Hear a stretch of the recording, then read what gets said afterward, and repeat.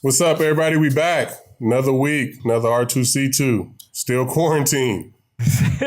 Man, it's been R2C2 safe at home for a while, man. Yeah, it has been on the East Coast over here, man. It's been rough, but we getting through it. You know what I'm saying? It's been good. Yeah, and you know what? There's a part of me, man, that is proud of our area when I see the numbers in the tri-state area going down the way they are, because I'm like, you know what? Like, we've been doing our part here. You know, we really have. Yeah, it seems like it. But the weather's getting nicer, so we'll see how the parks and shit start to look. Now that it's starting to be nice outside. Can I make one one public address announcement on that front before we bring in our outstanding guest, who I can't wait to talk to today? See, yeah. It's this. I live in the city. I live in Manhattan. Like, I get it. Like, I'm pent up. I want to be outside too. And I'm going for, more walks now than I was. Why is it so hard to wear a mask? Like, I don't understand why it's so. I just put it doesn't, put any kind of cloth mask over. It's not hard. The walk is still very enjoyable. Just do it. It's not hard to do. It's not. People are like freaking out about wearing a mask. I mean, I was out riding my bike just right now. I had 2 masks on. And I seen some people out without a mask. You know what I'm saying? Like, I had the hospital mask and I had a cloth mask over it. Like, I'm not fucking around. But I mean, it seems like people don't, ain't really taking it that serious, I guess, still. Like, I don't understand. Like, I don't know if it's, I know people always like hate being told what to do, and I get that. But, this isn't saying, hey, we're going to have to put a microchip in your arm. Like, I understand. I will resist that too, okay? This is just a cloth mask to help prevent something, which, by the way, the average day of transmission for people based on the recent studies is before they show symptoms. So you don't know when you're transmitting it or not. So the mask helps everybody involved. I don't get it, man. You can enjoy a walk, or in Cece's case, a bike ride with 2 masks. You could still enjoy it. Definitely. So one mask is not a problem. Anyway, see, I know we're both excited to talk to our guest today here on R2C2. We had a good time last couple weeks, released the last couple episodes of The Shift we had done during spring training, and it was great. I mean, Archie Bradley, fantastic, and it was awesome hearing from Justin Upton. And now back to, more contemporary times and talking to one of your good buddies today, man. Yeah. Dexter Fowler is in the building, fellow Jordan Brand athlete.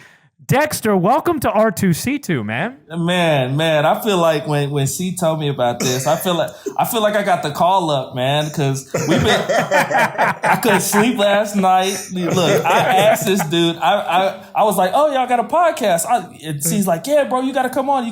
This is like when y'all first started. And he's like, we never played each other, cuz. Like, when was you ever gonna come on? Bro, you know what I'm saying? He was like, you gotta come on. I was like, I'm there. Anytime you let me know. And then he hit me. He was like, hey, you want to come on the pod? Do I want to come on, bro? I've been on you the whole time. I got called up. I feel good about myself. I couldn't sleep last night.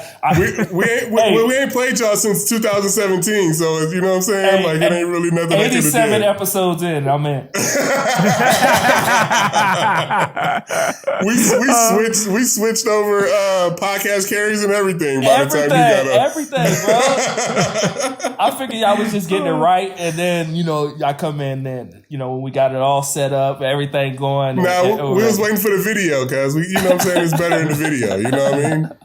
That's what's up. We needed the proper fertile ground before you got here, Dexter. That's what's up. Now we're good. That's what's up. Now it's the right place for you. Well, it's great to have you, man. Anytime we get that kind of excitement and analogy, I'll take it. That's what we want R2C2 to be, man. Like getting called up to the show. So I'm glad it's finally happened. It's bittersweet. It's like being picked last in pickup ball.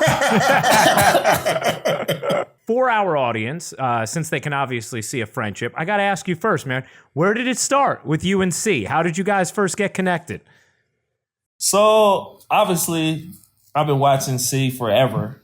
And, it was cool to see a black baseball player out there, especially on the mound, pitching and dominating. And then we had a lot of mutual friends.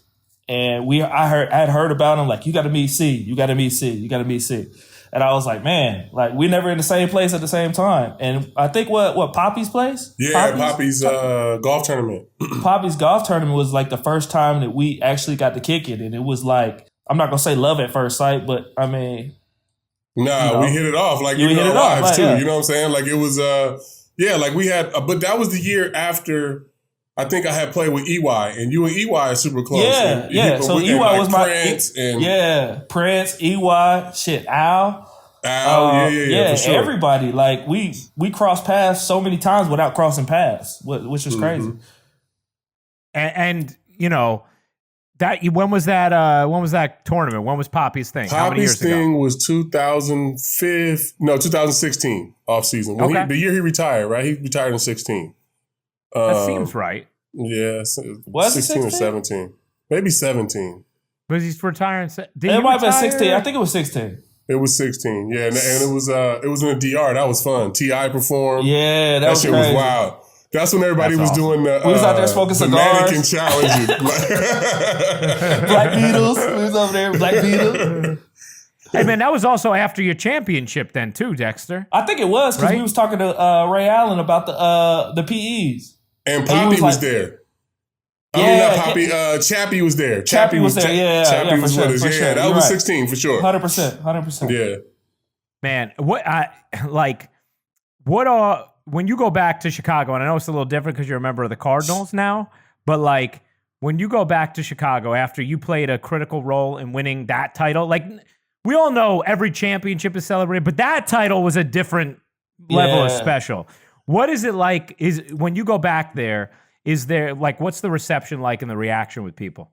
So what's crazy is it's like you're watching The Last Dance. Like Chicago fans, like they don't miss shit. Like and they don't forget shit. Like good, bad, or ugly, they don't forget shit. So I still every time I go out there and play, I run out to the Ivy because I do my little ritual. Say. Talk to my grandmother, but they still show me love. Like I run out the center and they stand up. The bleachers stand up and they still love me, which is awesome. It's awesome when you get there. I'm getting chills talking about it. Every time you go there, like I'm even on the streets, they're like, "Hey, Dex, thank you," or just somebody walk by and say thank you. So it's crazy out there. To be in that rivalry too, though, to be a Cardinal and still get that love, like that's big. You know what I'm saying? Yeah, nobody's ever been cherished like Johnny that. Damon wasn't getting that love when he went back to Fenway as a Yankee. Even after he won a couple titles, you know what I'm saying? Right. You know what? See, that's a good point, man. I was trying to think of like what would be the exact comp. That's it. With the historically long drought without a title, playing a big role in it. And then going back and not at all receiving, positive receptions. Damon used to get booed vociferously when he'd go back to Fenway. Meanwhile, Dexter, you going back as a Cardinal, getting love from that place, man. Man, they want me back. It's crazy. Like, you know what I mean? Like, not you left, but hey, come back. We want you. Like, hey, we love to have you. Like, genuinely thankful. That's awesome, though. I mean, ending that drought with that franchise, like that's got to be insane, man. How was that parade? Seventh biggest in the world ever. I guess that's what they said. It was like 7 million people. Every street you look down, it was rows and rows. You go on Michigan Ave, and as far as you can see, it was like an ocean of people. I said the thing you could compare it to is that picture with, at the Million Man March. Yeah. And you just see a sea of people. It's crazy. That's crazy. Oh, man. People in trees on top of buildings. I'm like, how did he even get up there? What was the route? Was it Lakeshore? Like, did y'all go down? So we went Wrigleyville. Then we went all the way down Lakeshore. Then we went and hit Michigan Ave. Okay. Took that and we went, I think we went the Magnificent Mile down, right past the Bean. And then we went into the whole the park right there. Oh, nice. It's crazy. I spent so much time in Chicago playing in the Central. Like, I know exactly where you know what I'm saying? Like, I know exactly what you're talking about. It. Yeah. Yeah. Do you, Dexter, when you're going through that, are you guys feeling the weight of the drought? Not just, winning a title is hard anyway, but are you guys as you're going through the playoffs, and obviously you had ridiculous drama in that World Series and in Game 7, are you feeling the weight of, oh my gosh, we need to do this for these Cubs fans? You know what? I think when we went home, and it was 1-1, and then they beat us 2 in a row at home. And we were sitting there like, gosh, hey, we was this close. But then it was like, fuck it. Like, we ain't got shit to lose. Yeah. Like, they beat us twice. What else we gonna do? Sit here and cry? They think they won. But let's see what we can do. Let's make it interesting for them. And we knew we figured we would. I think everybody in the clubhouse was like, we're a better team. They just winning. They beating us. Let's figure out a way to win. We're better. We're a better team than them.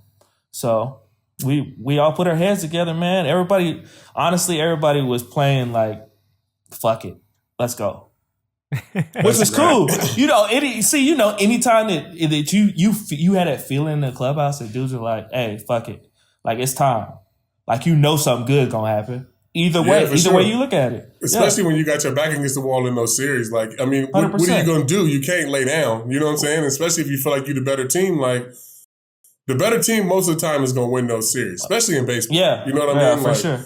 Just doing the little things right, pitching better, playing better defense. Like, the shit's going to turn around no matter what the series is at. You know what I mean? Yeah. Do you guys, like, because you both have a title. See, your career is done.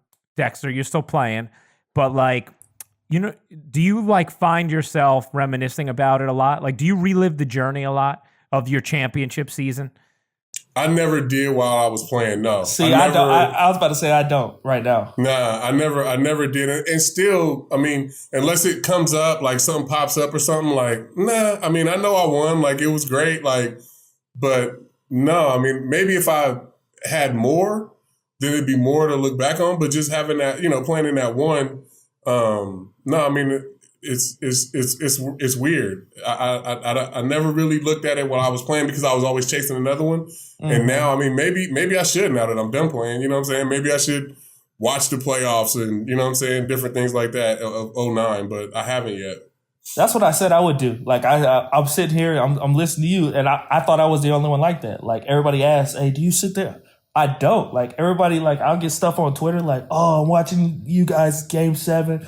I'm like, I don't even remember that shit. Yeah. I don't remember that game. Not one thing. Like I remember the beginning, obviously, and then after that, I blacked out. It's over. Like, and we won. And I was like, oh, shit, that was the longest game ever. And then the parade and everything after that, and it's just like, you on to the next season, ready for another one, trying to get another one, chasing that other one. And it's like, I think when I'm done playing, you're right. I might sit down and actually take it all in and watch everything. I remember the years we lost more than the year than 09. You know what I'm saying? Like, I remember 2010 playoffs. I remember 08 in Milwaukee. Like, I remember 07 in Cleveland.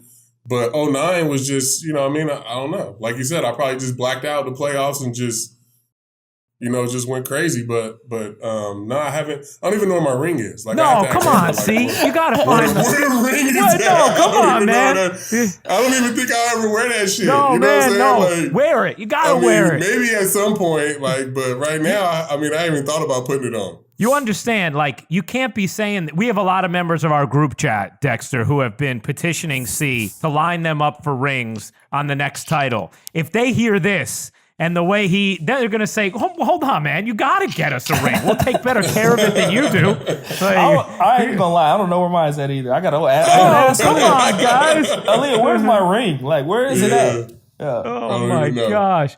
I feel like, but I bet you there's going to be a time when you're at like some sort of event or whatever where you're like, I'm going to put this on. Maybe you're still, Dexter, you're still in it. See, you're just out of it, right? I would think at some point you're going to be like, you know what? I want to wear this because if you think about it, I am sure, regardless of the individual accolades and whatever, and obviously, see, you have Hall of Fame credentials and will be there someday. But like your career will always be easier to look back on because you won that title. I have a feeling that's going to give you a sense of fulfillment as the years go on when you look back. Like that. No doubt for me. I mean, I wasn't like, that was the only reason I was playing was to ever win a title, like, and just to be a world champion. Like, so, I mean, no doubt 1,000%. I'm sure as I get older, I'll be able to appreciate it more. But yeah, I mean, it's just it just puts you at ease a little more. Like Yeah. you're always on edge as a player and as an athlete. You know, you always trying to outdo your best performance or be better than you were last year. But to actually have a title, like it puts you at ease. Like you can sleep better at night. You know what I'm saying? Like it's 100%. You look at it, it's funny because C's done more than damn shit. Way more than I have, and more than a lot of guys in the game. And you look at all that shit, like, when I went on the TNT with Barkley, like they all had rings, but Charles, and they was roasting his ass. Yeah. On him, like no matter. And Charles has been through it. Charles got a lot of shit, but he doesn't have a ring. And it's funny because my mentor is Barry, and Barry, like, damn, like I got all this shit. Like he won every award there is in baseball at least twice. And he said, bro, I've never gotten a championship. And that's all I ever wanted. He would trade all that shit in for 100%. Barry Bonds? Yeah. All of it. I guarantee you that. And 100%. like I used to always not want to be Karl Malone. Like I didn't want all the numbers and all of that shit, but no chips. You know what I'm saying? Like partly that's because of Michael Jordan, obviously, but like I just did not want to be that. Like I would be up at night thinking about that all the time. Like the first 8 years of my career, like I gotta like find a way to win a fucking championship, like, or else it's never gonna be right for me. That's just how like my mind frame was. That's how my mind worked, and like I didn't care about wins. I didn't care about striking people out. I cared about if our team won. I didn't care about me individually getting the win. I wanted to fucking win a title, and So I mean, like you said, just having that as an old as an old player, being around Charles Oakley and different guys like that, like they appreciate you more if you have a championship. You bring up Barry Bonds, Dexter, and as a mentor, how did he become a mentor to you, and what's that relationship like? So my first base coach in Colorado was Glenn Allen Hill. Okay. And so G Hill and Barry are tight. So G Hill, not a lot of people know when I first got the pro ball, like I started switch hitting. Like I got drafted just as a right-handed hitter.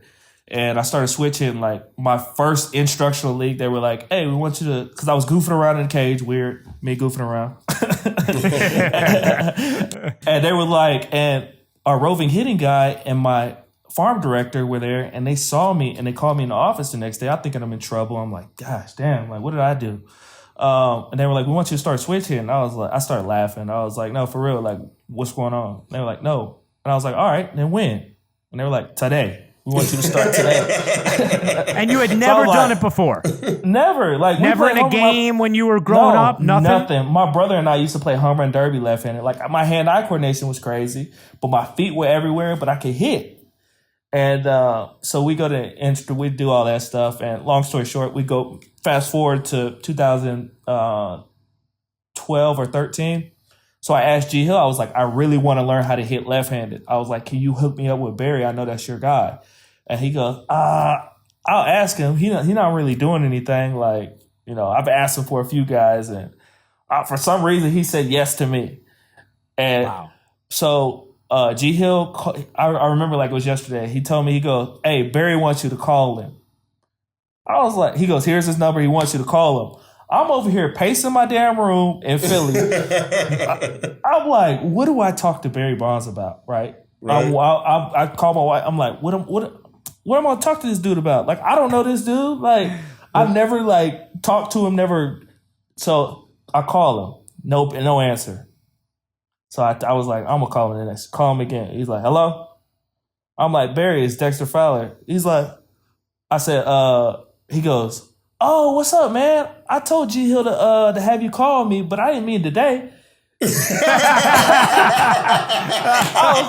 was like, damn. I was like, oh, he goes, it's all right. And then he talked for like an hour and a half about hitting and shit. And he's like, but don't even worry about none of that stuff. We'll get it right after the season. And I'm just like, mouth wide open. If he could have seen me on the other side, he'd be like, this dude is like in awe. Like this dude's starstruck. It was crazy. But then after that, we hooked up in the off season, and the rest is history. The dude's been like he's been awesome. He's been, there every step of the way. You're a beast for calling back because I damn sure wouldn't have called back. Hey, you want to know for the best, bro? You got to call. You got to call back. For sure. Yeah. So what, Dexter, I mean, that's an amazing story. And I'm glad you brought up the switch hitting too, because that was something I wanted to ask you about. But when Barry, like, first then gets that off season with you and starts working with you, like how often are you working with him, or like how are you working with him at that point? So I was living in Salt Lake at the time, and it was snowing, and he gave me so I thought I was just gonna go and hit, right? Like, teach me how to hit. And he sent me workouts. And I'm like, the fuck am I gonna do with all these damn workouts? And he's like, I'm talking like, I'm in Salt Lake City, bro, and he talking about, hey, go run 3 miles. I'm like, it's fucking snowing outside. Like, what you want me? Where you want me to run? None of that bullshit. Yeah. Bro, I did everything on it. He had I was in the gym for fucking 2.5 hours doing his shit. And he was like, bro, I got to get your body right before I can teach you how to hit. Like, your body has to be in a good position before I teach you how to hit. And I'm over here like, damn, I never thought of it that way. But like, some of the shit he was even telling me, it didn't resonate till like 3 years down the road. Like, I was like, damn, that's what he was talking about when he said that. And he simplifies everything. The dude is the smartest. He's the smartest baseball dude I've ever seen in my life. Wow. By far. Like, everybody, if you think somebody's here, Barry is here. It's crazy. What's an example of that, Dexter? Like, of where you just see, like, man, this guy like thinks about it differently, or kind of simplifies it differently. Like, how does that actually tangibly translate? Whether it's picking apart a pitcher, whether it's even thinking about a season. Like, he's like, just think about it. Like, this is how he would talk to you. He's like, think about it. Think about your manager saying, hey, you could take 60 games off and not even come back. Just do whatever you want. Fuck off for 60 days. Whatever you want to do. I don't care. Then you come back and win 100. You one of the best teams ever to play. Like, nobody ever thinks of shit like that, right? Yeah. Like, that's so simple. Like, who says that? Like, who thinks of shit like that? Like, go, even if you win 70%, 70, if you take off 70 games and win the rest of them, you good. That's how he thinks of baseball too. Like, he's like, oh, this pitcher, I mean, he can only throw this 20% of the time, so fucking wipe that. Like, 20%? What's 20% to you? Like, tip your cap. If he does it again, tip your cap. He ain't gonna do it again. Yeah. And I'm like, damn. Like, I never thought of shit like that. You can't like fathom that. But then you know why he's the greatest. You know what I mean? But that's how, like, when I used to sit on the bench and talk to Eddie Murray, he was the same way, like, being able to break down pitchers and, like, knew what was coming. Like, oh, you see he threw that curveball for a strike? He can't do that again. You know what I'm saying? Like, he only does that 10% of the time. Like, literally, if he does that again, tip your cap, walk back to the dugout. But he's not going to be able to do that shit again. Right. So sit on something else. You know what I'm saying? But that's what made me, like, oh, okay, they think I can't throw my changeup back-to-back for a strike. You know what I'm saying? Right. And that's where I would, like, freeze people a lot, like, just by listening to him talk about the way, like, hitters thought about shit. Like, oh, the changeup is his last pitch. Like, he can't throw that thing for a strike. So I would always purposely try to throw that shit right down the middle for a strike because I knew they was taking it. You know what I'm saying? Right. Like, it works both ways. If you really can, if you talk to somebody that's smart about baseball, it works for pitching and hitting, to be honest. But then the greats. Them motherfuckers like, oh, he ain't gonna throw it again, but if he do, I'm ready for that shit. I'm ready for that.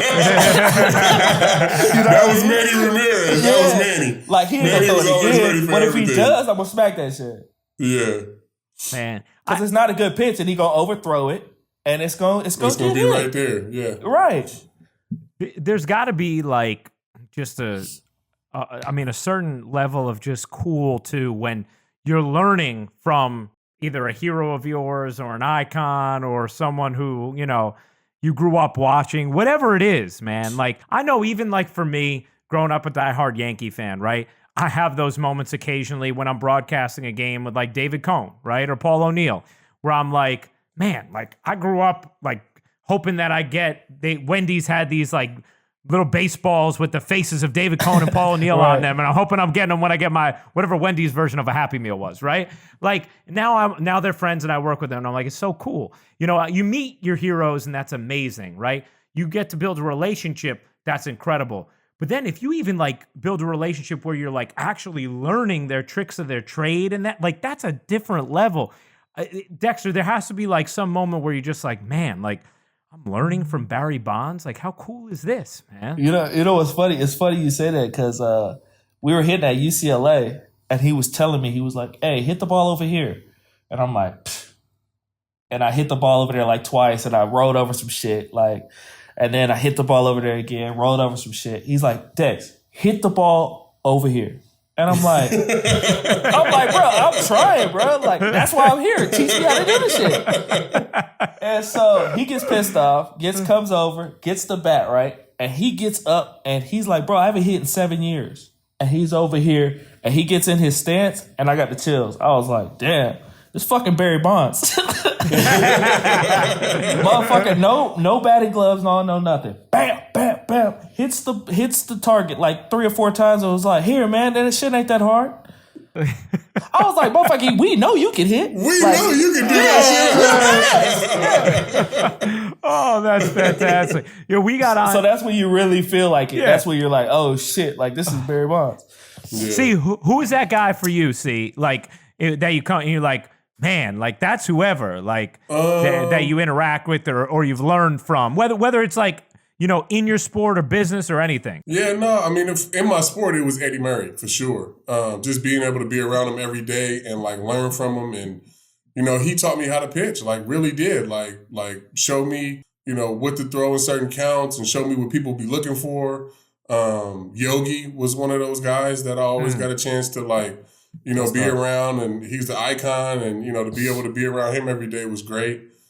Ron Guidry, you know what I'm saying? I mean, just being a Yankee in general, to be honest, Reggie. There's so many greats. I mean, it's so many greats, and like to have those kind of relationships with those dudes, is something special, and it's something that you don't really realize until you get here and be a Yankee. You know what I'm saying? Like it's something that, you know, I never really took for granted, and I still cherish those.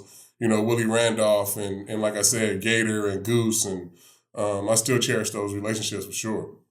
Man, I always think about like, how about like when you had that moment in time where like at Old Timers Day, you used to have like Mantle and DiMaggio and Yogi. I mean, it's just like the name. It's ridiculous, the firepower that you can, you know, trot out there when you got the pinstripes. Yeah, for sure. I mean, hopefully we get, you know, some more Old Timers Day and guys start coming back. Maybe G to come back. Maybe Sato will come back. You know what I'm saying? Shit, your ass gonna be out there. Oh, I'm definitely playing. But I'm hitting though. I ain't pitch. I can't even fucking throw anyway. But I'm be playing first, guys.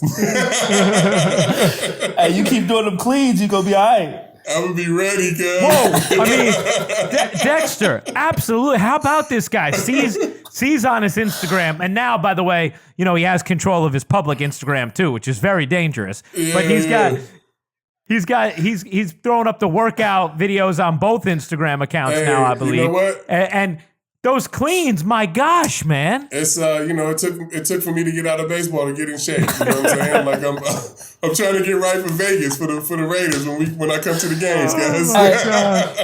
Hey, I'm gonna be right with you, bro. I'm a Raiders fan. I told you. Yo, I'm gonna get you a hat. I'm gonna get you some gear too. I'm sure you can get some shit out there. They got everything in Vegas. They got everything. Now. Yeah. I was walking through the airport last off season when I was out there, and they had a bunch of Raiders. Las Vegas. I should be Raiders sending shit. you some shit. You should be sending me some shit. Yeah. Yeah, well, for our audience who doesn't know, Dexter lives in Vegas, so he's there right now. Were he's you a a Raider? Cowboys. No, he's a Cowboys fan. Oh, man. Oh, but I'm a Vegas. Man. He a Vegas Raider. He a Vegas Raider though. Yeah. What does that mean? Why you gotta throw that in there? No, I'm just saying we accepting the applications right now. You was excited for the draft and all that, so we good. I mean, Dexter, before all this, obviously, where we're all socially isolated from one another, could you feel sort of the excitement for the Raiders coming? Is it palpable there in Vegas? Oh yeah, any sports team that comes here, like the Knights was crazy. Like they sell it, they still sell it every game. Like now the Raiders gonna sell out every game, easy. Stadium looks crazy too. Oh, it's unreal. I can see it from the house. Like I said, this is the clearest it's ever been too. By the way, like yeah, since nobody's out, huh? Nobody's out. It's beautiful. Like from the house, I can see the and you've been to the golf course. Like you can see like the stadium, everything. You can see the strip and everything. Oh yeah, you can from the golf course. Yeah. Even one of my best friends in the world, Dave Risky, he's a diehard Seahawks fan. He's excited about the Raiders coming to Vegas. So I know it's gonna be crazy out there. I can't wait, man. It's a different vibe. It's such a good buzz out here, man. Like just especially the way that when hockey came in, like So everybody's excited for the next thing. So I don't know what's next. Shaq talking about it's a hoop team on the way to Vegas. That's what I heard too. I heard too. Yeah. Man. That would be insane. That would be insane. Wow. I mean, you see it in every single sport they've had, right? I've seen it because I broadcast WNBA games. I've seen it with the Aces. They sell out all their games. The atmosphere feels big. They even for like the visiting teams, they make it a whole experience. With the Knights, right? Seeing the way they sell out every game, that run to the Stanley Cup Finals a couple years ago, like seeing the atmosphere around it. I am excited for it. See, were you excited about their draft though? How did you feel about it? Yeah, no, I was excited. I mean, we need speed, we need receivers, like we need it all. Like we drafted so well last year, and then coming into this, getting Ruggs. I mean, I'm excited. There's no reason not to be excited to be a Raider fan right now. Hey, he was so smooth in the robe too, so he comfortable already. He got the Old Spice robe. That was an amazing outfit choice for that, man. Hey, text me. He was like, "Cousin, the robe, the Old Spice robe." I was crying. Dontrell called me. He left me like a voice message. He was so excited. He was like, "You see, he got the robe on. You see what he needed." That's great. Yeah, Dexter, what you mentioned like just being able to see further in Vegas right now with obviously the lack of activity and the way pollution is clearing up during this time. I've noticed it in New York where I'm like hearing birds chirping that I've never heard in the city. Even like going up on the roof, I'll be up there and I'll be like, this is unbelievable. Like the city is like silent, like New York on a nice spring day. I mean, first of all, it's never silent, but especially not there. Like, what does Vegas feel like right now with the Strip shut down? The great outdoors. Like it's like to be able to see past that. Like I didn't even know that you could see the mountains past that. Wow. Like it's obviously Vegas is in the valleys, but you could see like the mountains on each side, like past Henderson, the whole nine. And I live kind of by Red Rock, so you can see those mountains, and it's clear. And we go out in the desert. We go on hikes. You can go on hikes, and it's a lot. There's actually a ton of stuff to do out there. It's funny, right? Like if you just like visit Vegas, you don't realize like. First of all, it's amazing how many people live there. Like, I'm always like, oh, this athlete lives there, like, when you're doing bios and stuff, you're like, damn, everybody lives in Vegas. Mm-hmm. And you don't realize how different it is than just like, being at the MGM Grand or whatever. No state tax, guys. That's right. That's the whole reason I moved down here. But at the end of the day, I never thought I would be here. We're building a house. Like, I never thought I would be here for good. Like, we got down here and I was like, okay, Vegas, like, obviously you think of the Strip. I don't ever go down there. Yeah. I go down there for shows. I go down there to eat sometimes, but we usually just stay. I stay over here in Summerlin.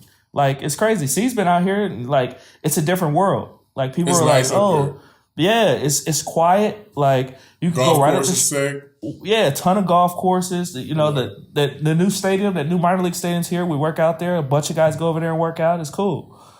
Feels at least 10% nicer than New York, I'm guessing. At least 10% nicer. You gotta move to Jersey, cuz I'm telling you, bro. Oh man, get you some space, cuz. Like, we're here. Where C's at? We went to C's house for Easter. What was it? Easter 17. Yeah. Easter Sunday 17, and it was crazy out there. That was my first time out there, and it was beautiful. People be surprised by Jersey. I love it over here. You can, like I said, I was riding my bike today. You could do whatever you want. Like there's so much space out here. But like you can be in the city. I could be in the city in 25 minutes. You know what I'm saying? Like I really enjoy it over here. It is true. There's like a stigma with Jersey, especially if you like grew up in New York, wherever part of New York, you know. But Jersey's got a lot of great towns, man, Jersey's and got some easy great access to the city. Yeah, and look at y'all now, y'all. Everybody that want to be like shit on Jersey and live in the city, now y'all asses in the house. That was true, man. You know what? That's what I was talking about. It's like, you know what happens when you got quarantine going on near the city? Now all of a sudden you're just paying an absurd amount of money for a box, that you can't leave. It's like that's it. Like the city isn't the city when there's no restaurants, no bars, no. You know, when you go outside and you worry about slamming into people, can't walk, on the sidewalks. It's not exactly what you thought you were paying for here. They didn't give anybody anything on the rent, like, an extra month to pay. Yeah, some places are, I think, and there are I don't want to get it wrong, but there was some sort of executive order, I think, on evictions and stuff to halt that during this period of time. And so some landlords have cut rent. I can't say that's been my situation, unfortunately, but gratefully so far my networks are still taking care of all of us. So hopefully it continues that way. But yeah, man, I mean, a lot. If you think about it, like a lot of these places, you were paying, whatever. Let's just take, I don't know. Let's take if you have like your average like 1-bedroom apartment in the city. You're paying anywhere from like $4,000 to $6,000 a month, whereas and now, if you want to try and leave in those buildings, you got maybe 35 floors, and so you're getting in the elevator with people. Like the whole situation is like, man, like I really would, you really would feel stuck in that space, Yeah, you kind of quarantine with everybody. Yeah, exactly, man. Every time you get on the elevator and do something, you with somebody, so.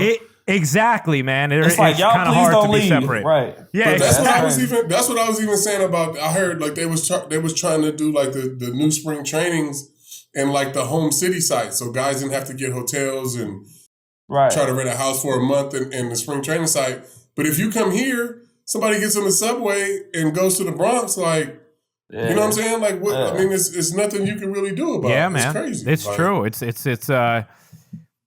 It's wild, man. I can't wait till we see baseball, though. What's interesting is, and I'm glad that people are optimistic about it coming back at some point in July or whatever. What's funny is, right now, the only thing that kind of like feels like pro sports is the Jordan doc. Yeah. Right? Like every Sunday night, unless you're a Jordan brand athlete like Dexter and CC and you had early access to the documentary, everybody else, every Sunday night, it's like, all right, 9 o'clock to 11 o'clock, I got my sporting event. Hey, believe though, how long will we try to get that shit? We were trying to get that shit when is the doc coming out? When is the doc? Can we get it early? We was on our rep. We was on Jordan. We was like, hey, can we get it? They were like, nope. Hard no too. I was like, damn, I mean, yeah. And we was on, like the group text was going wild. Everybody was trying to fight. The Jordan Brand group chat. Yeah. Everybody was trying to fight him and everything. Everybody was getting mad. People was. And I was just over there like this, stirring that pot. I wasn't saying nothing because when that was going on, I had already seen it. I know. When those chats was going on, I was like, nah, I'm not gonna say shit. But what people don't know, CB texted me on the group on the side, be like, you gotta get on such and such. I'm like, all right. Hey, Big Bro said I gotta do it, man. And I love to get him going though. It's great. He do. He's like Gardy in that way. Like Dexter he gets the shit going, yeah, for sure. Hey, I used to play with Gardy in the fall league. Nah, I didn't know that. Oh yeah, you told me that. Yeah, we played together in the fall league. Was Gardy a great storyteller then? Because he's unbelievable now. Hey, that dude was the fastest white dude I've ever seen in my life. He literally beat out the ball to second base. Lying, dog. I was like, he had like quarter swung. It was like a chopper, and he beat it out to first. I was like, who is this dude? I never heard of the dude before in my life. And he was shredded out of his mind eating McDonald's every day and like ripped. He is jacked, man. Yeah. I told him I can't wait till he get old because he's gonna be a fat fuck, and I can't wait for it. I cannot wait. That actually, you know what? We're gonna have Yankee fans gonna have to remember this conversation for like 20 years from now when Brett comes back for Old Timers Day and what that shape looks like. Now that C is predicting it. That's awesome. Awesome. Him and Curtis Granderson had the worst diets I've ever seen. They both were shredded. Yeah. Wow. She used to piss me off. If I even look at what they ate, I would gain 5 pounds. This is like the genetics, man. So, I mean, I know you guys have seen it in full, but like through 6 episodes, if you can, sort of frame it that way, what, as people who, are Jordan Brand guys and who have at least varying degrees of a relationship with Michael, what are the things that have stood out like most to you about the doc?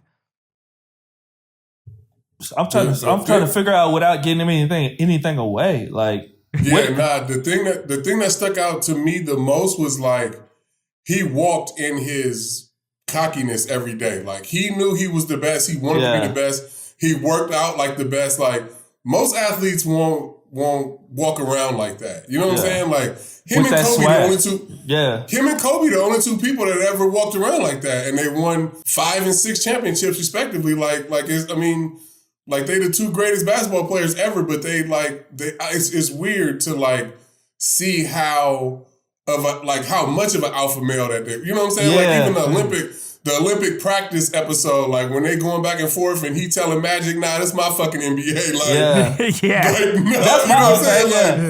Like, that shit is crazy, his man. Competitiveness, and his shit is like okay, you hear about it, you see it, you know, but to like you said, he competes all the time. Mm-hmm. Like he has that dog in him. Like, hey, like nobody's beating me. I'm even from throwing them down. Flipping quarters. Yeah. Like anything, you want to compete? We'll compete. Whether I don't care what it is, you're not beating me. But you see that. You see all the greats, they have that, but not like him, Kobe, like Barry's the same way. Like, and you're like, that's why they were great. Like they never back down from any challenge. I don't even care if they're not even that good. They gon' compete. And I love that. I love that. But even like they respect you more when you walk around like that. Yeah. You know what I'm saying? Like for me being around even Reggie and MJ, like you can't be scared. You know what I'm saying? Like because MJ's gonna talk some shit to you. So like if you curl up and you don't say nothing back, he gonna fuck with you all night. You know what I'm saying? Like you gotta be able to have something. And they're like, you gotta have something. I like it. Yeah, you gotta have something. Like I remember my first start at Yankee Stadium. He was there. Like the very first game, I pitched against the Indians. I had 5 walks, and he comes out and he goes, "Man, all them fucking walks I could have probably hit today." And I'm like, "What? What are you talking about?" Like that's the first thing he said to me. You know what I'm saying? Like all them walks I could have hit today. Like, so you kidding him, guys? Say if you was hitting, I probably would have had no walks. Right? That is great, man. I see. I always remember you saying too, like he pays attention too.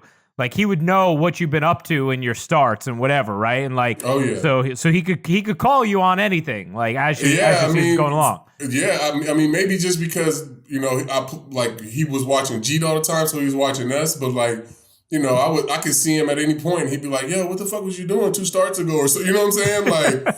I mean, he texted me when I got 3,000. Like, for him to be in it like that, like with his athletes and like, be on you. I mean, it just, that's our idol. So it feels good to have that. You know what I'm saying? It's dope.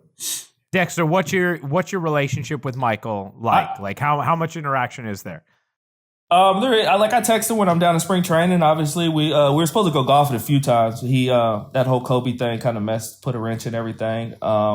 Because he had to speak out there. But he lives in Jupiter, so we're close. I've called him a few times. He texts me. We text back and forth. I saw him last All-Star break in Gaza. So that was the first time we actually sat there and spoke in person. But we've been on text all the time, and he hit me when we won the World Series too, which was the most surreal thing ever. It was funny because he texted me. He was like, "Hey man, I'm proud of you and the boys, whatever." MJ at the end. And I was like, Michael Jackson? And Ali was like, no, you can't say that. You can't say that. I was like, I gotta get out the geyser, man. I heard that place is dope. I always it's crazy. It's wild. A-Rod told me about it. Yeah, it's beautiful, bro. Beautiful. Yeah. It's like it's only open during the summer, so the weather is perfect. Right on the lake, beautiful views.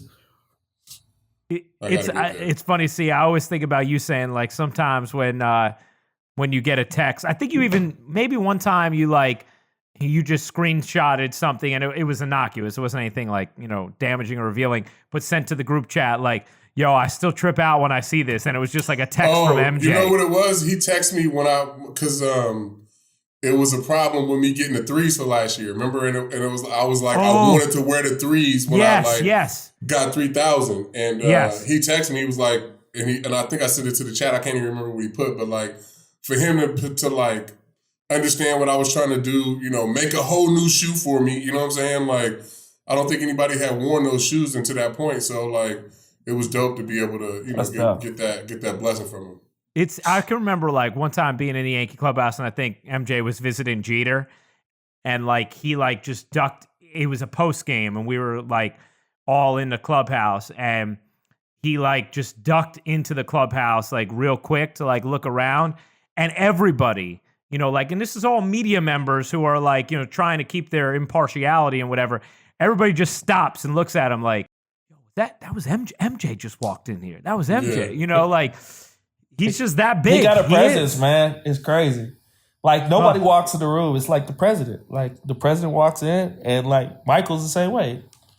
All he needs somebody to say, Michael Jordan. But he don't have to do that. Like the president, the president of the United States. You don't have to do that. It's like, damn, that's Michael. Everybody knows that's Michael. Yeah. Everybody's favorite player, though, guys. You know everybody. What I'm saying? Like, he's everybody's favorite player. Like, I don't care what anybody says. He's the GOAT. Like, so he's everybody's favorite player. Yeah. All right, we have a couple questions on Twitter. We have a lot of them, but I just want to get a couple real quick, if that's all right. Yeah. This one kind of segues nicely. Brandon, MVO Brandon on Twitter, says, what are the top 5 Jordans in your sneaker collection? To you, Dexter, but I'll also say to you, C. In my opinion, like the styles or like the exact ones? You could do whatever you want. You could just say I'll do the styles. Yeah. I'll say the styles. Yeah. Like I love the 17s. Okay. I was saying this before. Like the briefcase, like that's iconic to me. Like seeing that, like I remember my sophomore year, like one of the dudes had the Jordan that had the briefcase, and I was like, I gotta get those. So I got like all those originals. Yeah. And then probably obviously the 11s, 9 through 13 for me, and then the 1s and 3s. And 4s. 1s, 3s, and 4s. Those are my favorites. How about you, C? I'm 1, 3, 10, 11, and 13s I like. But my favorite pair of Jordans that I have are those Eminem 4s. Yeah, the black and gray ones. Yeah, them shits is fire. There's not a lot of them either, man. No, it's not. But I got the black and gray ones, and I got the blue ones too. The blue and black ones? And the gray ones? The blue ones is, I got the black and gray ones too, but the blue ones is only 23 pair made. And holy shit. I remember seeing like one of those pairs of the original ones, which I think were the black and gray ones, at Flight Club. And it was like, I don't even know. It was like $8,000 or something they was going for, or something like that. They auctioned the pair off for the All-In Challenge, so I don't even know what those went for. But I've only worn them a couple of times. I wore them. When did I wear them? I wore them recently. Oh, I wore them when I did the shop. Oh, I had them nice, man. You got to come for some heat. Break them out for something special, man. Some heat, cause you know what I'm saying. Hey, nobody had. Hey, Max Manis asked the question, what were your nerves like after leading off Game 7 in 2016 with a homer off Kluber? Like I said, I think I blacked out. Like, I don't remember. Like, I remember being on deck before the game, and I could feel my heart beating. I was like, yeah, I got to chill out. Like, I had a 5-hour energy in me already. Like, I was like, I got to chill out. So then I go up to bat, I say, what's up, what up? And I get in there, everybody's on their feet. And, it's just quiet. It's quiet. And the first pitch goes in, you're like, all right, this is my third time facing Kluber. Yeah. Like he throws first pitch, I'm like, all right, I've seen that shit before. You know what I mean? And it starts coming together, and then like I blacked out after I hit it. Like I was like, damn, I smacked that shit, and it kept going. Like that's adrenaline, and then after that, like I don't remember the rest of the game. Like that twirl that I did, I don't remember that shit. I don't. So to add, I like watching it, and I'm like, damn, what did I? Well, I don't even know why I did that. I think I missed his hand or something. I was looking at the bench. I don't know what happened. Man, that's that's like such a tone setter though. And you talked earlier about like, oh, people in Chicago, I was like, come back, come back. In all honesty, like they haven't been able to replace what they had with you that year. They've been looking for that leadoff man since, and they haven't had it. So and I understand why. Was that the year you went? Oh no, the next year you went back, right? You went back in 17. No, I went back. So 15 was my first year. Then we went to the playoffs, and we got swept by in the NL Championship to the Mets. Yep. And then the Royals won, and then I came back that year, 16. But that was the year that you came late to spring training? Yeah, in 16. Yeah. So, I remember talking to you that offseason. So 15 offseason, we must have connected at some point. Because I remember talking to you and telling you, like, they need you. You know what I'm saying? Like, don't sell yourself short. Like, if you want to go back there, go back. But I remember having a conversation. We did. I remember us having a conversation about you showing up, and I was like, I remember when you showed up, I was like, y'all gonna win the World Series. I remember telling you that. Yeah, because he was like, bro, that's special. Like that, it doesn't just happen like that. Like when shit happens like that, people win World Series. Y'all win World Series. I was like, I can remember that. So maybe it was because we had the Jordan Summit in Portland. So maybe we just exchanged numbers after that, and then we started texting, and then 16 is when we hung out. Like after that, yeah, it was. I forgot. Yeah. But we had a conversation. I remember you showing up to spring training. We had a conversation like that day or a couple days before. 100%. I think C was like, you don't want to be in Baltimore, man. Trust me. That's not the place you want to be. Like, go to Chicago. It was crazy about that whole thing is, like, I remember I was building a house here in Vegas, our first house in Vegas, and I was at the design studio, and like I was talking to the Cubs, and like Baltimore kept coming with some bullshit, and I was like, nah, I'm good. Like, and then Kutch texted me, was like, congratulations, bro. I was like, oh, what? Like, what happened? And my phone just keeps buzzing. I'm like, I call my agent. I'm like, Case, what's going on, bro? Like, he goes, Baltimore said that they signed you. Like, I said, well, you better call the Cubs and tell them, like, this ain't true. He goes, oh, yeah, Theo already knows. Like, we weren't even close. And then even when I was down in Arizona to go to spring training, I was getting a physical, and they were like, yeah, Fowler's here in wherever their spring training, Sarasota. Yeah, to get a physical. And I was like, how is they just gonna lie? You can't just lie about it. Like, I remember 1,000% texting you, telling you not to sign in Baltimore. Yeah. 1,000%. Don't do it. Don't do it, guys. You're gonna be in but I fifth felt place. bad. I felt bad because Jonesy, I played with Ubaldo. Like, they were texting me like, hey, man, we're glad to have you. Like, Manny. Like, I'm like, damn, like, I can't even tell these dudes that shit ain't real. Like, how can they not talk to them? How did that happen, though, Dexter? Like, how did that get out like that? I don't know, man. I don't know. That's. But you weren't even close to finishing it. No, because they kept trying to make me pay for a draft pick and stuff, and I'm like, bro, I'm not. And then I was like, all right, they give me an opt out, and they were like, no, and I was like, all right, then we just back at square one. It ain't nothing we talk about. He's like, we don't give opt outs, and I was like, and I'm not paying for a draft pick. And y'all don't give contract, like they don't give out big contracts anyway. You know what I'm saying? Like, it's crazy. Yeah. Well, it worked out for you, didn't it? It did. It did. It worked out. God works in mysterious ways, right? Amen, man. Amen. Now, we can't finish this without Cece explaining the decorative adornings behind him. Cause Seco de Mayo. Yeah, man. My wife keep it lit, bro. So it's all kind of nice stuff back here. We got. Does that mean we got Taco Tuesday going too? Okay. Yeah. That's crazy. It's on Tuesday. It is crazy, right? My wife, we grew up in California, and this is like one of her favorite holidays, even though it's not a real holiday. But yeah, I mean, we always celebrate it. She always having a party or something. So and the year of Corona, like a Zoom in the year of Corona, right? Yeah, right. On a Tuesday. Exactly. Yeah, we got the family making churros and stuff, so it should be good. Oh, that's and tough. just to explain for the audience who's just listening and not watching, Cece has the word fiesta in gold balloons behind him with looks like green tassels, and I don't know if there's cactuses beneath it, like inflatable cactuses, cacti. It's all cacti. It's shit all over here. It's You know what? Hats off to Amber, man, because she always comes through with all the stuff, man. Yeah, she always do. Like y'all, not even Corona can't hold her down, man. I'm just waiting for Christmas. I'm waiting for Christmas again. I look forward to those Christmas cards. I can't wait. A good one this year too. I'm looking at my watch like, is it Christmas yet? Because I need to see the card. I got to see them. Dexter, thank you for this, man. You were absolutely outstanding, as we knew you would be, and. You know what? Hopefully we get you back on before the next 87 episodes. You know what? You know what, guys? Thanks for having me, man. Hey, better late than never, right? Nah, we got to do it again, cuz, for sure. 100%. And to all of our listeners, you guys know the deal. Rate, review, subscribe. New R2C2 episodes every Thursday. We're doing it all throughout this period of time. Stay safe, stay smart.